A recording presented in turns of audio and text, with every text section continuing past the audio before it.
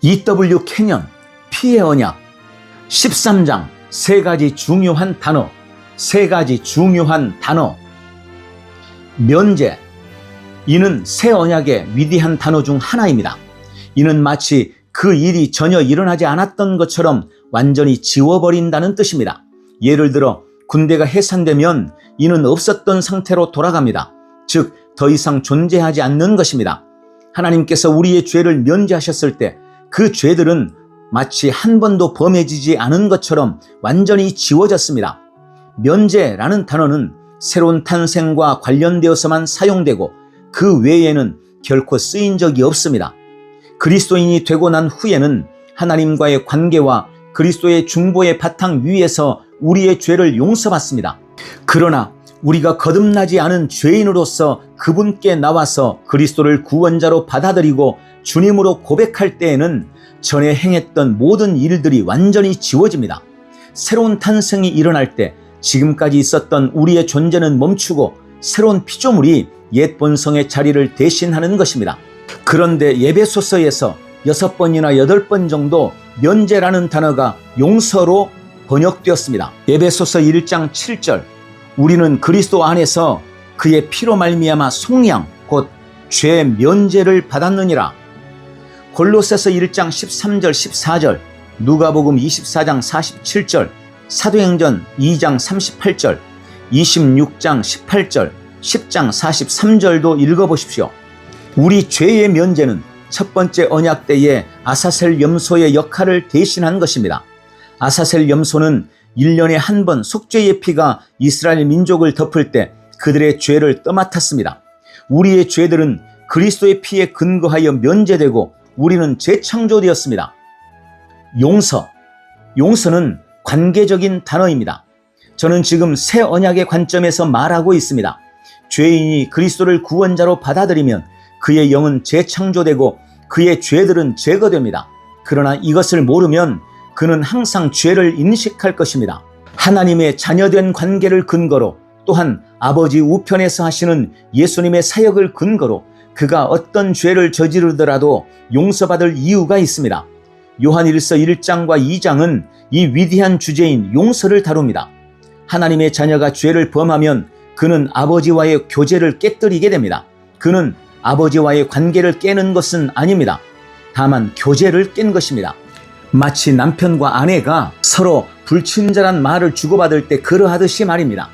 그런 말은 가정 내의 교제를 깨뜨립니다. 그러나 그들은 용서를 구함으로써 교제를 회복할 수 있습니다.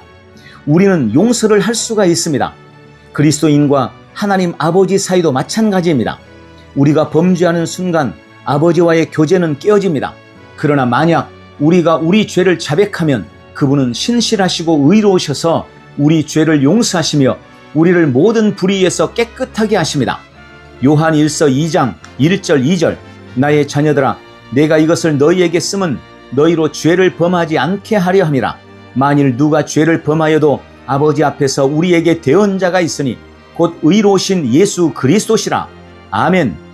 의로우신이라는 이 놀라운 표현이 경이로운 은혜 안에 쌓여 있습니다. 속죄.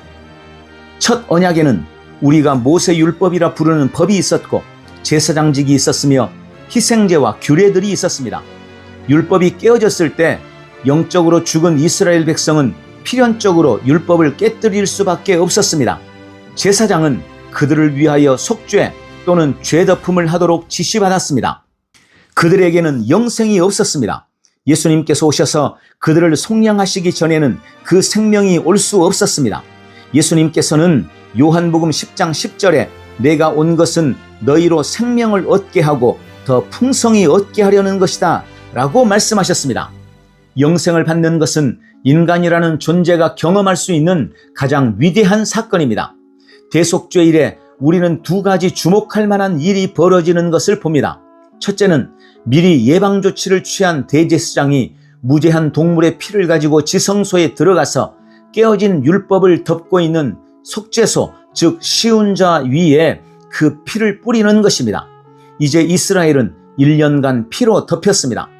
레위기 17장 11절은 피 안에 생명이 있기 때문에 피가 죄덮음 또는 속죄로 드려졌다고 말씀합니다. 무죄한 동물의 생명이 영적으로 죽은 이스라엘을 대표하여 그들 위에 뿌려졌습니다. 그 다음은 아사셀 염소입니다. 아론은 이스라엘의 죄들을 아사셀 염소의 머리에 얹고 그를 광야로 내보내어 야수에게 잡아먹히게 합니다. 1년간 피에 덮인 그들은 자유하고 그들의 죄들은 염소가 가져가 버렸습니다. 할렐루야! E.W. 캐년 피의 언약 14장 사중 축복. 새 언약에는 사중의 축복이 있습니다. 새 언약에 따른 첫 번째 복은 의입니다. 하나님께서는 새 언약의 모든 일원들에게 의를 전이해 주십니다. 당신이 예수 그리스도를 구원자로 받아들이는 순간 당신은 거듭나며 또한 그 순간에 하나님께서는 당신에게 의를 전이해 주십니다.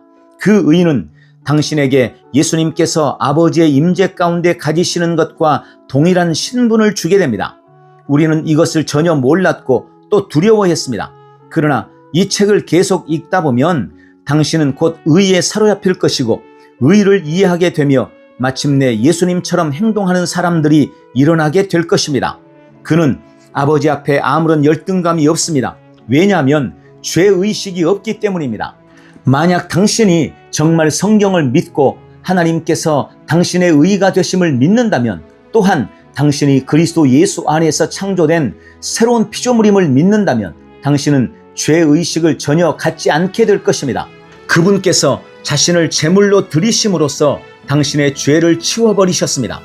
당신은 앞으로 무언가 옳지 않은 일을 할 때에만 죄의식을 갖게 될 것이며 그때 그리스도의 보혈과 예수님의 변호를 활용하게 될 것입니다. 마틴 루터의 선언 이래로 우리가 한 일은 하나뿐이었습니다. 우리는 죄에 대해 실제보다 확대하였고 또한 마귀에 대해 설교했습니다. 우리는 우리 자신의 악함과 불의에 대하여 설교해왔고 목사든 평신도든 자신을 먼지 속에 불쌍하고 연약한 벌레로밖에는 감히 다르게 생각할 수 없도록 계속 그렇게 해왔습니다. 당신은 복음 전도자들이 해온 일을 아실 것입니다.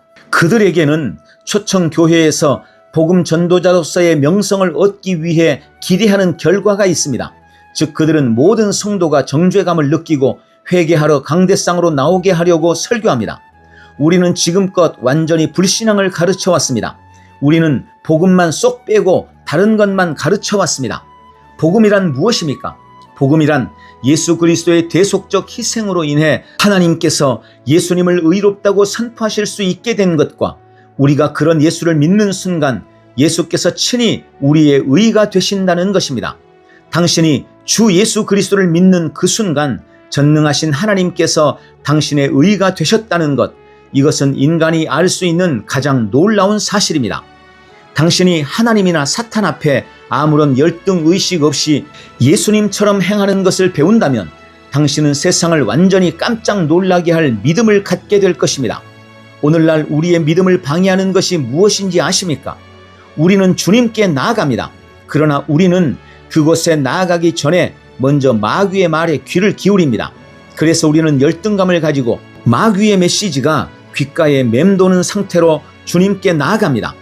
그리스도인 전체가 마귀를 두려워하며 감히 자신이 자유하다고 말하지도 못하고 사탄을 대면하지도 못합니다.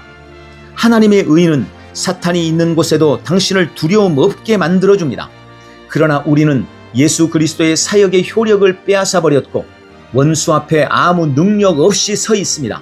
왜냐하면 우리는 하나님의 말씀의 완전 무결함을 의심해 왔기 때문입니다. 하나님의 의가 당신에게 전이되었습니다. 경험으로서가 아니라 법적인 사실로서 말입니다.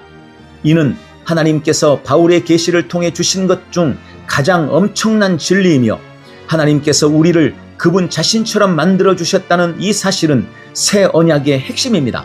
당신은 하나님의 형상과 모양대로 만들어진 존재가 아닙니까? 그 형상이 곧 의의 형상입니다. 하나님께서 당신을 의롭다고 선언하셨다면 당신이 스스로를 정죄할 일이 대체 무엇이겠습니까? 새 언약이 가져온 또 다른 축복은 하나님과의 연합입니다. 두 사람이 서로의 피를 마실 때 그들은 하나, 완전한 하나가 됩니다. 아브라함과 하나님이 피의 언약을 맺었을 때 그들은 하나가 되었습니다. 요한복음 15장 5절 나는 포도나무요 너희는 가지라. 당신은 그리스도의 동역자입니까? 당신은 그리스도 안에 거하고 있습니까? 그리고 그리스도께서 당신 안에 거하고 계십니까? 바울은 이렇게 말했습니다. 갈라디아서 2장 20절, 이제는 내가 사는 것이 아니요 오직 내 안에 그리스도께서 사시는 것이라. 아멘. 성육신이란 곧 우리와 하나가 되신 하나님이셨습니다. 피 언약으로 인해 바울은 자기 자신을 부인하고 그리스도가 자신의 생명이심을 철저하게 인정하게 되었습니다. 이 언약 때문에 그리스도께서 영광을 떠나 우리와 하나가 되기 위해 이 땅에 오신 것입니다. 이제 우리는 지옥이 있는 곳이나 마귀가 있는 곳에서도 마치 보잘것없는 열등한 존재 앞에 있듯이 두려움 없이 설 수 있습니다.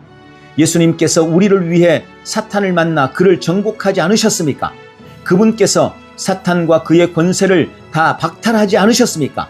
그분께서 사탄을 무장해제시키시고 무력화시키지 않으셨습니까? 마귀보다 더 크신 분이 우리 안에 계십니다. 우리가 왜 마귀를 두려워해야 합니까? 세상 앞에 정복자로서 서지 않을 이유가 무엇입니까? 당신은 전능하신 하나님과 피 언약의 관계에 있습니다. 거듭났을 때 당신은 그 언약으로 들어갔습니다. 설명을 드리겠습니다. 다윗의 강한 용사들에 대해 아실 것입니다. 그들은 그리스도인의 예표였습니다. 그들 중 한 명이 하루에 혼자 800명을 죽였습니다. 다윗은 말했습니다. 하나가 천을 쫓으며 둘이 만을 도망하게 하리라. 이것이 피 언약의 사람들입니다. 다윗이 하나님과의 언약 가운데 행하는 한 그의 용사 중 단 한 명도 죽임을 당하지 않았습니다. 당신은 신성한 본성의 동참자입니까?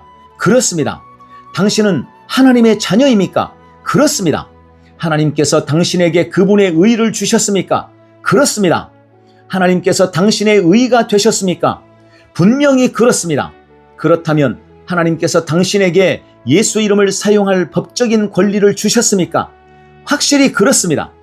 당신이 어떤 종류의 사람인지 알고 계십니까?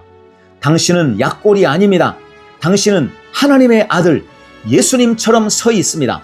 당신은 하나님의 자녀입니다. 이제 문제는 딱 하나입니다. 우리가 잘못된 가르침들의 영향을 극복해야만 한다는 것입니다. 수세대에 걸쳐 그들은 우리를 죄인들로 만들어 왔고 죄인을 대하듯이 말해왔습니다.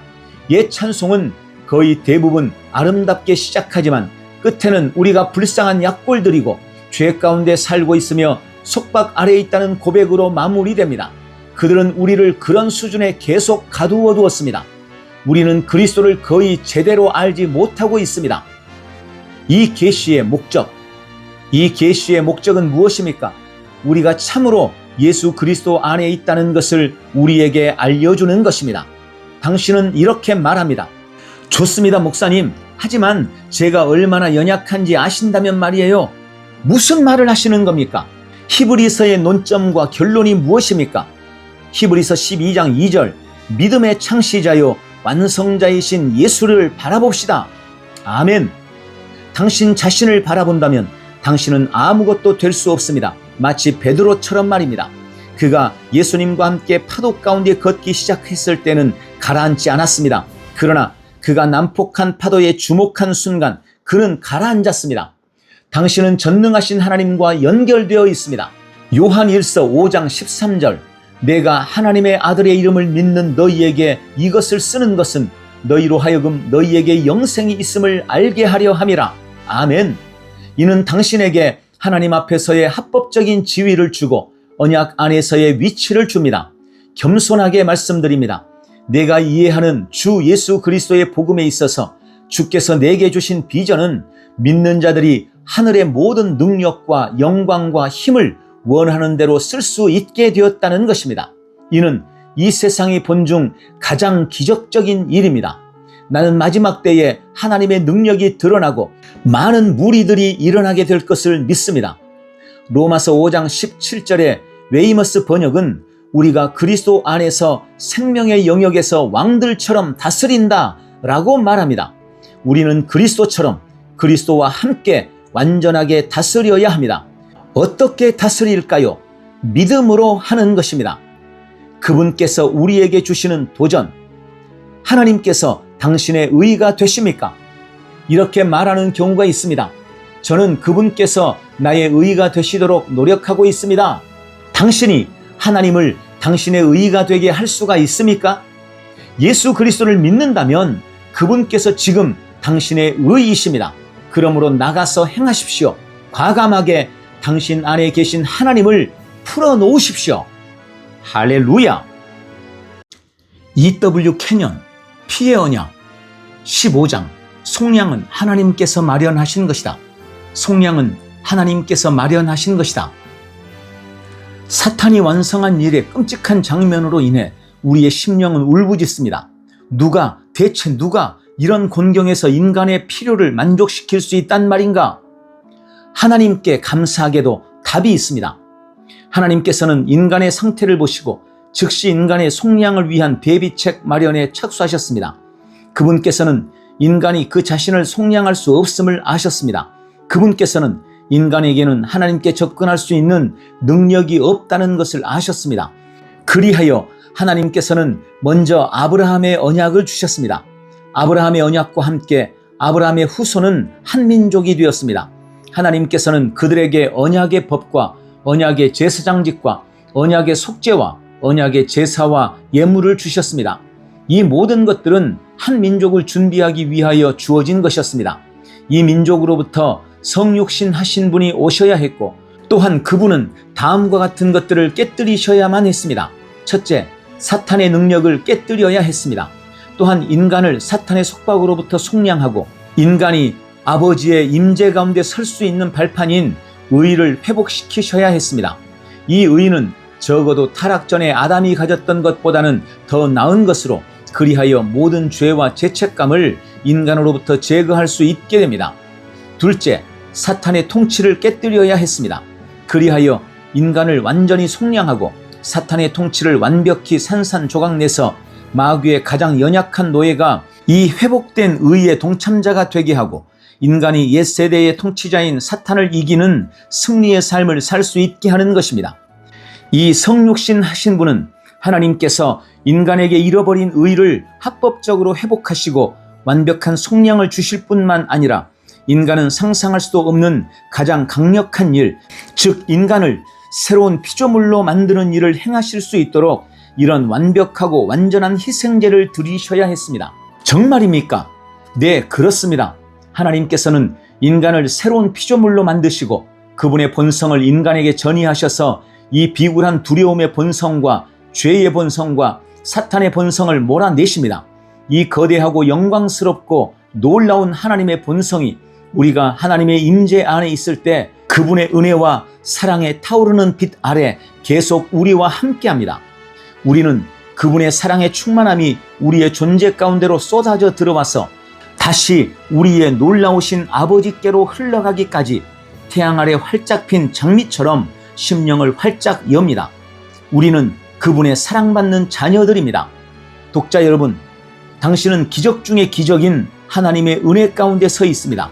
그 은혜가 이른바된 인류를 회복하시고 이기심과 연약함과 두려움의 궤도로부터 빠져나오게 하여 믿음과 사랑과 하나님의 생명의 영역 가운데로 되돌아오게 하셨습니다.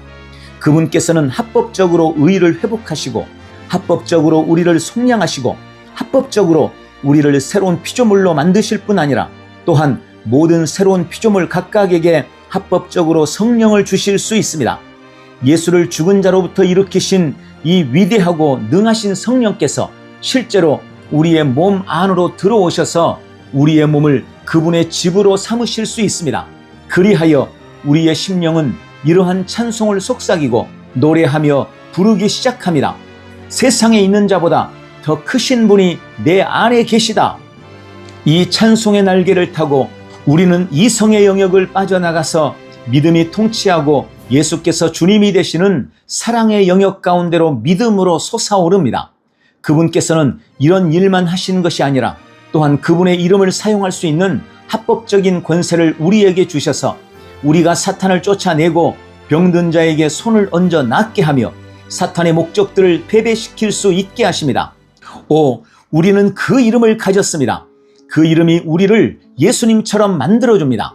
당신이 그 이름으로 살고 그 이름으로 행할 때 마귀는 당신을 예수님과 구별할 수가 없습니다. 당신은 예수님처럼 보입니다. 당신은 그분의 의로 옷 입었습니다. 당신은 그분의 생명으로 가득 찼습니다. 그분의 이름이 당신에게 새겨져 있습니다. 그러나 그분께서 하신 일은 이것만이 아닙니다. 그분께서는 우리에게 계시를 주셨습니다. 우리는 그것을 말씀이라고 부릅니다. 이 말씀은 성령의 말씀입니다. 예수를 죽은 자들로부터 살리신 이 위대하고 능하신 성령께서 당신 안으로 들어오셨습니다. 이제 성령께서는 인간의 입술을 통하여 말씀을 행사하시고 지옥의 방대한 군대를 정복하십니다. 당신은 예수 그리스도와의 교제와 회복된 의 가운데로 부름받은 하나님의 자녀입니다. 당신은 자유와 해방을 되찾았습니다. 당신은 살아있는 하나님의 말씀을 가지고 또한 내주하시는 성령을 모신 새로운 피조물입니다. 당신은 아담이 꿈꾸었던 것보다 훨씬 풍성한 교제를 갖고 있습니다. 그리고 사탄이 죽게 만들었던 이 몸은 예수님께서 오실 때 불멸을 받게 되고 다시는 죽지 않을 것입니다. 죽음은 결코 우리를 위협할 수 없고 우리를 두려움으로 채울 수 없습니다. 우리는 이제 그분의 완벽함의 모든 충만하심 가운데 온전하게 서 있습니다. 진주로 된 문이 열릴 때 그분의 사랑의 대상이자 그분의 사랑의 노예이자 그분께서 영원히 속량하신 우리는 우리 주께서 영원한 보좌 위에 앉아 계신 것을 보게 될 것입니다. 할렐루야!